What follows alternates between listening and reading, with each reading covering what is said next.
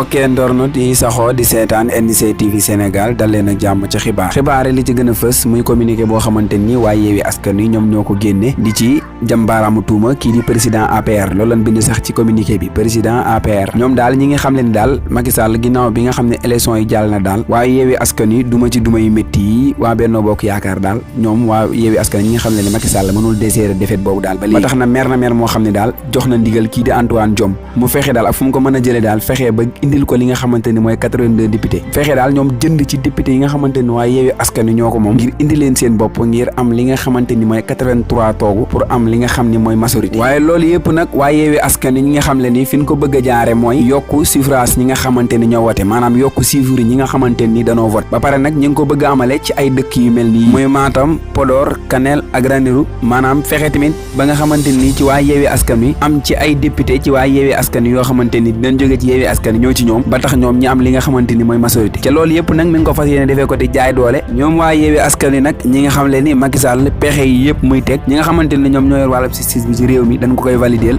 ndax yàgg nañ ko fee gis ndax justice toujours dafay fare ak ñi nga xamante ni ñooy waa pouvoir bi ñoom waa Yewwi Askan Wi ba tey ñi nga xam le ni Macky Sall daal teg na pression et commandant de police ak gendarmerie pour ñu préparer daal peuple Sénégal bu naree taxaw pour jàkkaarloo ak ñoom reporté ngir li nga xamante ni Macky Sall bëgg na ko boobaa loolu antu peuple bi taxawee ni du am ñoom ñu fexe ba loolu ñu ngi préparé daal pour arrêter ay leaders yoo xamante ni bokk nañ ci Yewwi Askan ba tey ñoom waa Yewwi Askan Wi ñi nga xam le ne daal ñoom ñi ngi jël témoin sénégalais ak l'opposition nationale ak internationale bi que ni Macky Sall li mu bëgg nii mënul nekk mooy am li nga xam ne mooy majorité daal Benno Bokk Yaakaar am ko loolu ñoom ñi nga xam le ni loolu carrément mënul nekk moom Macky Sall mënul am li nga xamante ni mooy majorité assemblée nationale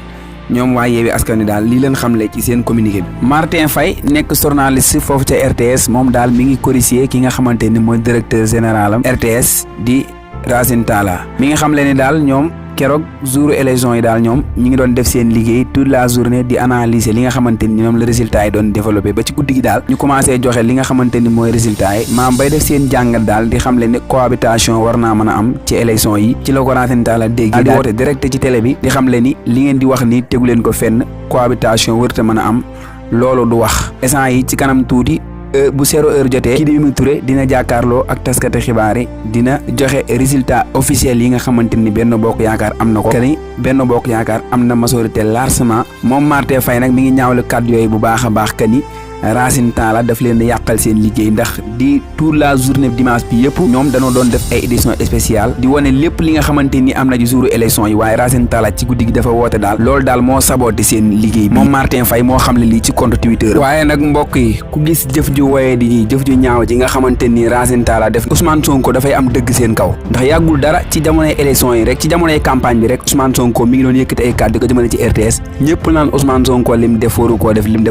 lii dafay firndeel ni Ousmane Sonko am na ci ñoom dëgg parce que bu taxawee naan Macky Sall am na majorité ci ay résultats génnagul dara génnagul nga taxaw naan Benno Bokk Yaakaar am na majorité loolu du waxi ni kon li Ousmane Sonko defoon kon dafay firndeel ni Ousmane Sonko am na dëgg seen kaw kon Racine Talla li mu def nii jëf ju ñaaw la kii yéeyewul sax di nekk directeur RTS rajo télévision nationale Pape Ibra Gueye ñu gën koo xam ci Papito Kara moom daal jamono ji ñuy wax ak yéen mi ngi ci yoon pour dem ci prison bi ginnaaw bi nga xamante ni arrêté woon nañ ko doon ko toppee li nga xam ne mooy détournement des journaux maanaam da doon revue de presse li nga xamante ni naan journaux yi ñoo ko bind ca journaux yi binduñu ko journaux yooyu nag biñ ci gën a ràññee mooy mbi di l'Observateur loolu nag juraloon ñu arrêté woon ko moom mii di Papito Kara ginnaaw loolu nag am na li nga xam ni mooy retour de parquet waaye jamono ji ñuy wax ak yéen ay mbiram moom ci mercredi bi ci leen ko nar a àtte buñ sukkandikoo ci libération parquet bi dafay sàkku ñu ubbi ci moom ay information judiciaire moom mii di Papito Kara ba tey tamit mi ngi sàkku parquet bi mi ngi sàkku ci procureur bi mu dóor kii di Papito Kara mandat de dépôt ndax diffusion de fausse nouvelle loolu lañ koy toppee moom mii di Papito Kara dossier bi nag jamono ji ñuy wax ak yéen mi ngi ci 6e cabinet ci wàllum résultat provisoire yi nag waa Dakar Actu ñoom ñoo ko publier muy résultat provisoire yi nga xamante ni soxal na 46 départements yi waaye international bokk ci biir réew mi rek la soxal ci résultat yooyu nag nii la tëddee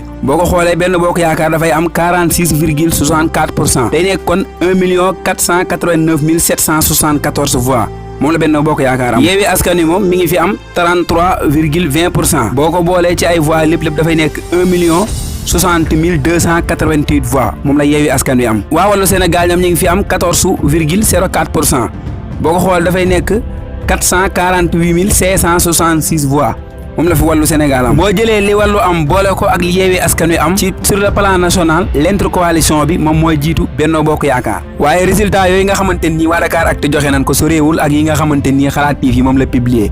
ci résultat provisoire yi nga xamante ni moom la Xalaat TV publier moom mi ngi jox Yewwi Askan Wi 1 508 854 voix Benno topp ci ak 1 489 779 voix moom la Benno Bokk Yaakaar am.